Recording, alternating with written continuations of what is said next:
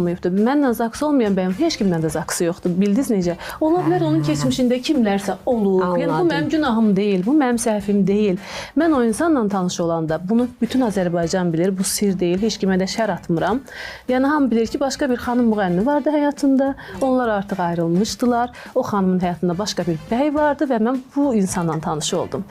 Yəni bir ailə dağılıbsa buna səbəbkar niyə mən oldum? Mən axı çox sonradan gəlmişəm bu mövzulara, bu yerlərə, bu insanın həyatına.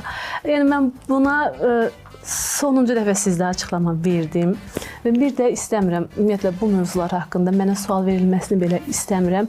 Yəni çünki çürüdükcə çürüyür, yəni uzandıqca uzanır bu məsələ və heç kim istəmir bunu bağlasın. Bilmirəm insanlar nə qədər də açıqlama versən, beynindəkini düşünürlər. Dağıtmısan da, bunu eləmsən də. Bitti, bu qədərdir. Mən bundan artıq yəni sizə açıqlama verə bilərəm. Çox şeylər danışa bilərəm, çox şeylər çıxara bilərəm. Amma bu elədiyim sabah mənim evladıma